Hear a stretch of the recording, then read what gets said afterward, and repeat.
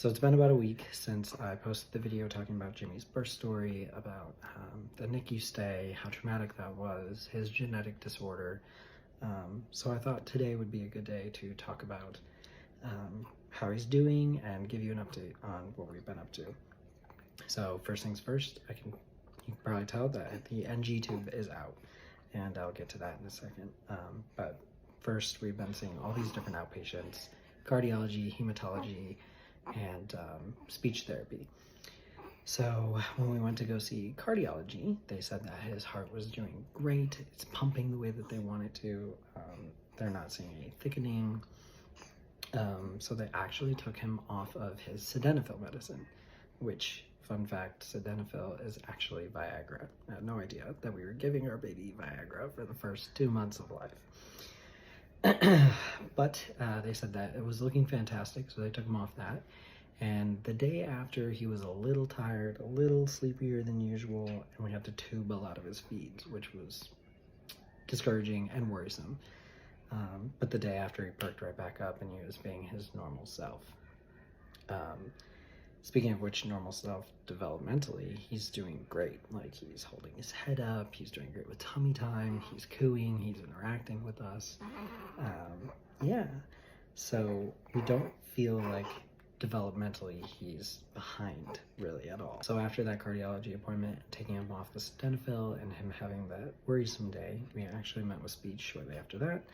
And speech said he's doing great and that there's nothing that we could really be doing different to make the feeds go better. He's doing good for his age and his history, and he's just going to keep getting better. So they gave us a paper to track how much he was doing, how much he was taking by mouth, by tube, and all of that stuff.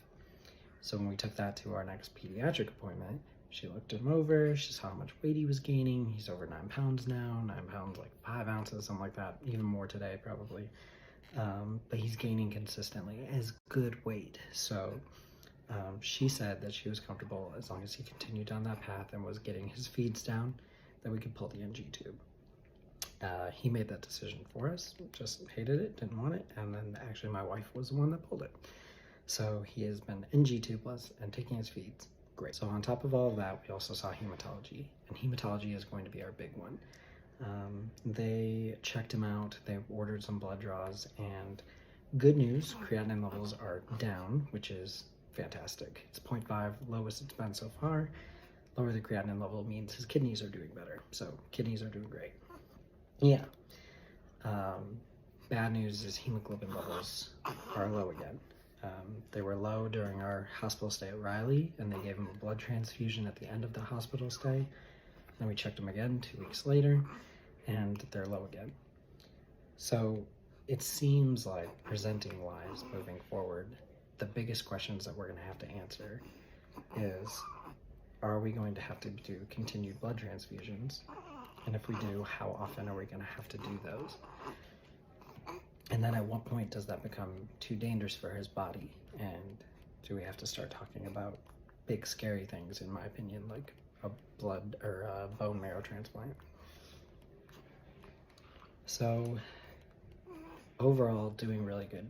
NG tube out, feeding well, gaining weight, heart's looking good, coming off some medication, still on some other medications, but mostly they're like vitamins to help his body process things the correct way. So that's great.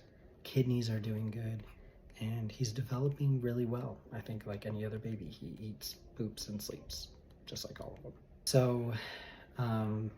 So, I want to thank everybody for the continued prayers and having this following of people to continue to pray for him and watch after him is amazing, and it's so cool for me to see. So if I could ask you to continue to do that, just continue to pray and follow along with Jimmy and his story. And then a couple more asks. If you are someone who has had a bone marrow transplant, I would love to hear about it, or have a kid who has had one. It's scary to me, so I want to know, was it that scary? Was it difficult, or was it easy and it went well? We're still looking into it, and we don't really understand it. But if this anemia aspect of the TRNT1 is a big deal, that's something we may have to look into. So I'd love to hear about that.